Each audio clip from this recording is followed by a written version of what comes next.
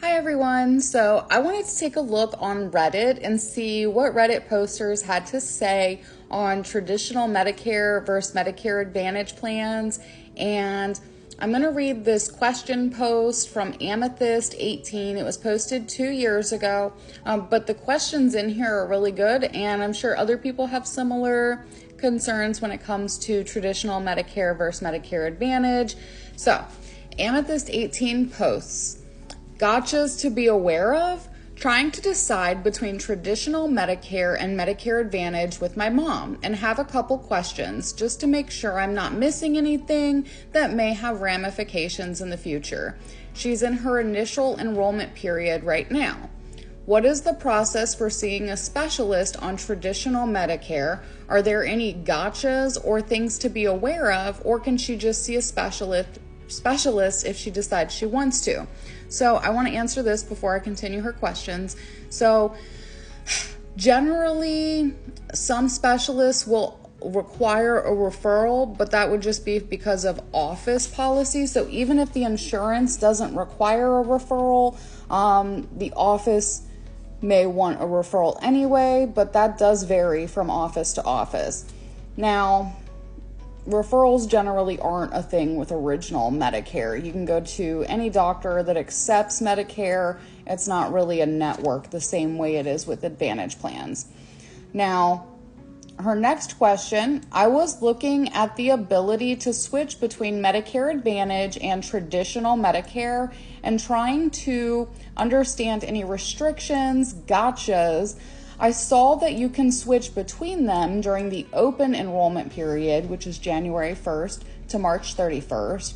And I know that if you choose to buy a Medigap or Medicare Supplement insurance plan after your initial enrollment period, you're subject to underwriting. Are there any other restrictions or gotchas I should be aware of? So the initial enrollment period is 3 months before your Part B effective date, the month of the Part B effective date, and 3 months after the Part B effective date. And outside of that, you generally are subject to traditional underwriting. Of course, that depends on the state that you live in, and if you qualify for any special enrollment periods. This is why it's important to work with an insurance agent so you can see what you're eligible for. Now, she asks, are there any other restrictions or gotchas that I should be aware of? You can change from your Medicare Advantage to traditional Medicare also during the annual enrollment period. So while she says the open enrollment period, the annual enrollment period is October 15th through December 7th of every year. If you decide to go back on original Medicare, you can do that during that time. It would be effective January 1st of the next year after that annual enrollment period.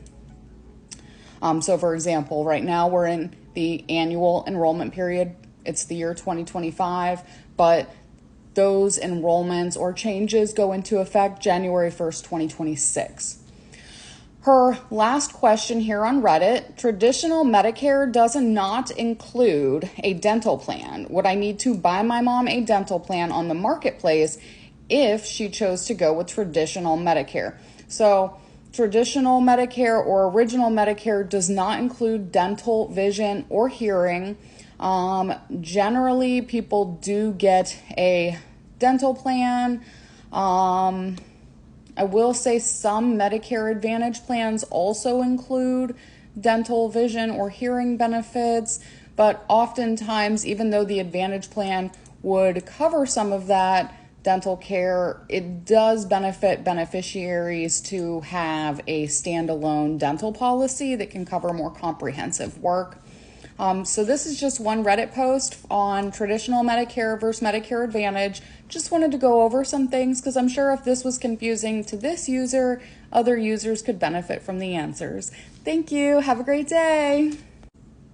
And follow me for more fun information on Medicare.